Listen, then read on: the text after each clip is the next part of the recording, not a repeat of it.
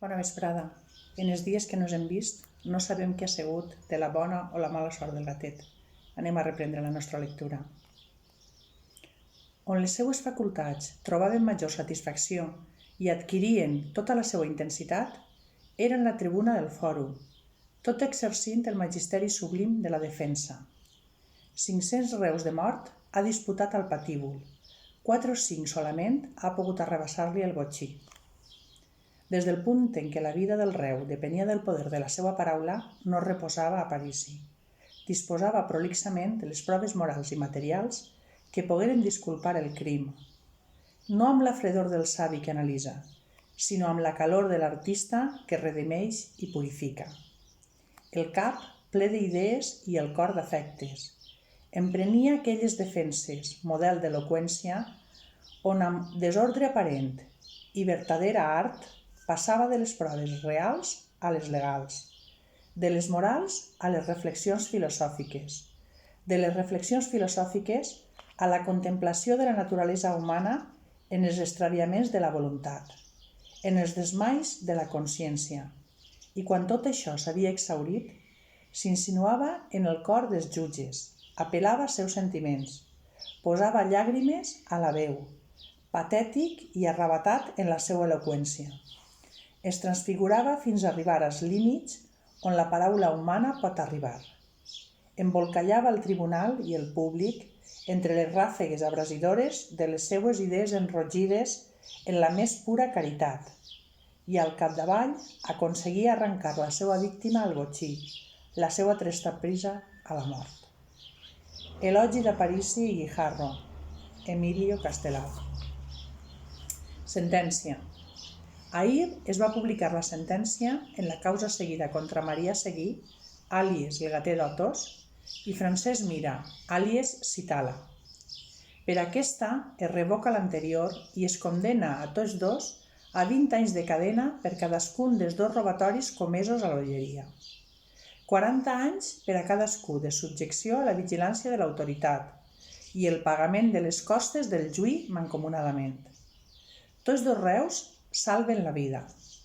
La pena que se'ls ha imposat compleix amb la vindicta pública alhora que deixa satisfet l'interès universal que ha suscitat la sort del gatet. Interès que en moltíssims temps no s'havia manifestat tan intensament per cap altre reu en aquesta audiència. Des del cèlebre desafiament de Llombai, presidit pel general Elio, pocs mesos abans de la victòria liberal, cap partit de pilota no havia suscitat l'expectació de la que es preparava en aquests dies. Les antigues disputes entre els 2 territoris en què el riu Xúquer parteix el regne de València eren de sobres conegudes fins i tot fora de les seues fites.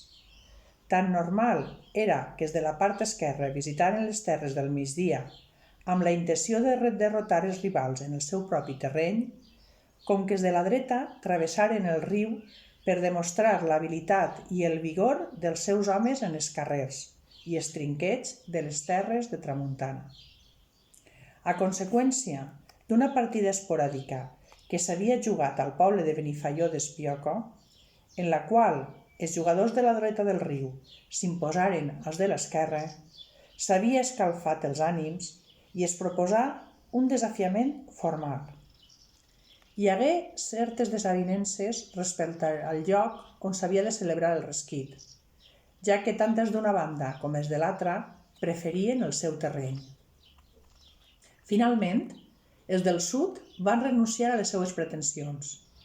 L'encontre se celebraria de bell nou en la població de Benifaió. Durant setmanes no senties parlar d'altra cosa en cap de les 2 ribes del Xúquer. Una vegada més, s'enfrontarien els descendents dels mítics Roig i Clarí amb els del no menys llegendari Nene i Bandera. Per als coneixedors dels costums valencians, fora sobrer d'explicar la magnitud d'aquest esdeveniment. El poble de Benifaió, que tot just arribava a les 1.000 ànimes, s'inundaria amb els més de 4 milers de persones que s'esperaven de tota la ribera, de la vall d'Albaida i d'arreu de les terres d'enllà i d'ençà del riu, que dividia el territori valencià en dues meitats tan antagòniques en el camp de joc com complementàries en la substància nacional. Els jugadors serien els escollits entre els millors, els cossos més àgils i els braços més hàbils i ferrenys de tot el regne. L'honor de l'esquerra quedaria en mans de Micaler de Riba-roja, el Paler de Torrent i Caragol de Benimàmet. El de la dreta el defensarien Roquet de Penàguila, Cremades de Bellreguard i el Sagal de Petrer. I per si no n'hi havia prou amb la rivalitat històrica entre els dos territoris valencians, en cada punt s'apostava l'enorme quantitat de 10 duros. Des de ben enjorn començaven a veure's per carrers del poble tota la varietat d'ànimes que solen acudir com les mosques a la mel a esdeveniments tan concorreguts. Còmics, acròbates, exhibicionistes, venedors ambulants, prostitutes, tafurs, pispes, estafadors. Segons que avançava el matí, veies arribar famílies senceres muntades en carros engalanats de diumenge, colles de fadrins a cavall dels matxos i les haques de llaurança guarnits de festa major. I tota una munió de gent que, a manca de més confortable mitjà de transport, havien caminat durant hores per presenciar en directe la partida del segle. A mig matí ja començaven a formar-se els primers rogles, en els quals s'oferien les atraccions més insòlites, les disputes més variades o les menges més tradicionals. Un tafur afrancesat oferia, a canvi de missou, la possibilitat de guanyar un duro a qui fora capaç d'endevinar en quin dels 3 munts de cartes havia deixat l'espasilla. La mona d'un saltimbanqui de Benimassot passava la gorra després que l'amo haguera delitat els espectadors amb les seues corrumbeles impossibles. Un jove de Benigànim oferia el millor arrop del món, beneït in nomine pater et filius per la priora del convent de la venerada Mare Agnès. Una paradeta amb dolços de Casinos, una castanyera de Benifallim, una barraca on es mostrava, a canvi d'un sol diner, una dona amb 3 mamelles i una cabra de 2 caps. I enmig de tota aquesta gentada, atents a la seva missió de defensa de l'ordre i de la justícia, les tropes de la Guàrdia Civil començaven a ocupar posicions estratègiques en els carrerons adjacents i en el mateix carrer principal.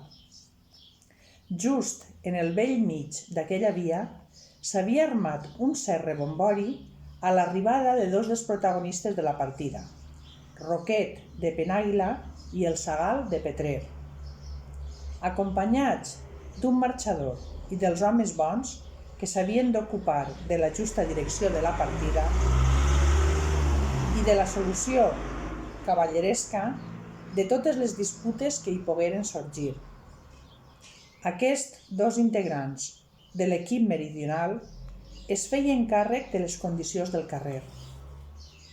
Enmig de la conversa, un dels anfitrions va tindre la santa ocurrència de lloar la decisió dels jugadors visitants d'haver triat aquell poble de la Ribera perquè de carrers tan amples, llargs i plans no en devien sobrar per aquells països muntanyencs d'on provenien els cavallers.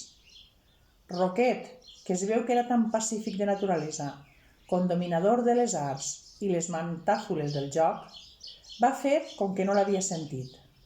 Però el Sagal, un jovencell de temperament sanguini i trencallós, va saltar com si li hagueren punxat el cul amb una agulla i exclamà que la seva terra no tenia res a envejar a cap altra i que, sense anar més lluny, el carrer de la Pilota del seu poble li pegava 40 voltes a aquest en rectitud, en llargària i fins i tot en amplària. Que fora igual de llarg i fins i tot mitjanament recte, no diria ell que no, però d'amplària se la jugava el de Benifaió, amb el més plantat, que no hi havia en tot Petrer un carrer com aquell. El segal va estar a punt de saltar-li al damunt i de fer-li entendre bescollades el que no li entrava en paraules. Sort de Roquet, que el va sostindre pel braç, i li va dir que s'esperara un poc, que ara ho arreglava ell. Es va situar en una banda del carrer, mirar cap a l'altra de reüll i afirmar finalment: el de Petrer és més ample. Com ho saps? Feu en escepticisme el de Benifaió. Molt fàcil. Aquest es podria travessar de banda a banda amb un sol salt, i el de Petrer encara no s'ha parit el valent. Aquest carrer, feu el de Benifaió, tot mirant a un cantó i a l'altre. No el saltava ni el gat de Carlet en els seus millors temps. Tot es pot arreglar, respongué amb la seva serenitat el de Penàguila, tot fent com si sacsara una imaginària bossa de diners i n'escoltara la dringadissa. I de seguida començaren les apostes. Els mateixos Roc i Segal hi posaven 5 duros per barba contra un llaurador d'Alberic que en travessava 20 a favor del no. Els 10 que faltaven per completar la posa d'Alberic s'oferien a cobrir-los un parell de llauradors acabats d'arribar de les terres del sud, que vestien jupetins de pana negra i es cobrien amb 2 mantes germanes, l'un alt i cepat, l'altre de mitjana estatura i complexió llebrenca. Tancades les apostes, Roc de Penàguila s'ajustà els cordons de les espardenyes i col·locà els talons, segons que s'havia convingut, a un pam de la paret. Si amb les puntes dels dits travessava la ratlla que s'havia fet a aquesta mateixa distància de la paret enfront, guanyaven els de la dreta, si no, els de l'esquerra. S'havien concretat 3 intents, un de prova i 2 de definitius. En el primer, Roquet quedà a més de 2 pams de la ratlla, tot i que els que hi havien apostat en contra ho celebraren sorollosament, no semblava que al de Penàguila el preocupara el resultat. En el segon, se situà en el segon lloc, agafar aire, tibar els músculs i saltar. Amb tan mala sort que en xafar terra, a poc més de 4 dits del senyal, se li va girar el peu. Després de comprovar que el turmell li havia quedat inflat com una bota i que l'aposta no es podria tancar, van haver-hi les primeres disputes sobre si havien guanyat els de l'esquerra o si s'havien de tornar els diners. Per més que els homes bons de la partida, en exercici de les seues facultats conciliadores, tractaven de posar-hi pau, l'algarabia pujava de to i tot feia preveure un desenllaç violent. Llavors, un d'aquells 2 llauradors que havien ajuntat els seus 10 duros amb els de Roquet i Segal, aquell que era més alt i cepat, s'enfilà en una reixa i reclamà l'atenció dels cavallers si volien fer el favor. Aquest home, digué assenyalant el seu company, si vostès no tenen inconvenient, podria substituir Roquet. D'aquesta manera es completaria l'aposta. Hi hagué opinions favorables i en contra. Finalment, en la mediació dels homes bons, s'acordà acceptar l'oferiment del llaurador del sud, amb la condició que el seu company només tindria una oportunitat, la que no havia fet servir el de Penàguila. Siga, acceptava sense repensar-se l'altre llaurador. Aquell nou saltacarrers devia tindre una trentena d'anys, mostrava una fisonomia animada i tenia la mirada dolça i confiada. Tot i la regularitat del cos i l'extraordinària soltesa i agilitat dels seus membres, res no feia pensar que una persona d'aquella mitjana alçada fora capaç de saltar aquella distància amb un sol salt. Sota la mirada atenta de la concurrència, es despenjà el sarró i l'allargà al seu company. S'acostà al lloc on s'havia fet el primer senyal, fixar els peus a un pam de la paret, agafar aire, tibar tots els músculs del cos i saltar. Cap dels presents no havia vist en sa vida una cosa tan prodigiosa. Les puntes dels peus li havien quedat a menys de 2 dits de la paret d'enfront. I el que era més admirable, ho havia fet amb una facilitat gairebé insultant. De seguida, s'armà un gran esvalot. Els homes que ho havien presenciat miraven a banda i banda del carrer amb gest perplex i tot seguit discutien entre ells. Les dones reien per davant del nas i mirant de reüll el parar elegant i fimbradís del saltador, i es feien escoltetes les unes a les altres d'amagar dels seus marits. A instàncies dels homes bons, alguns dels que havien perdut l'aposta apoquinaven sense remugar. D'altres, però, al·legaven que no s'hi valia, que l'aposta havia estat amb Roquet i no amb aquell desconegut, i es negaven a acceptar la derrota. Quan el Gatet i Citala van veure com la Guàrdia Civil s'obria pas entre la gentada, van provar inútilment d'escapolir-se. La veu del caporal s'imposà enèrgica i resoluda sobre l'aldarull, a veure que qui era el responsable de la trifulca. I totes les mirades es dirigien a ells. En haver-los demanat que s'identificaren, saltà el de Milleneta i explicava que eren llauradors i pilotaris afeccionats, que venien a veure la partida i travessar algun diner si s'esqueia.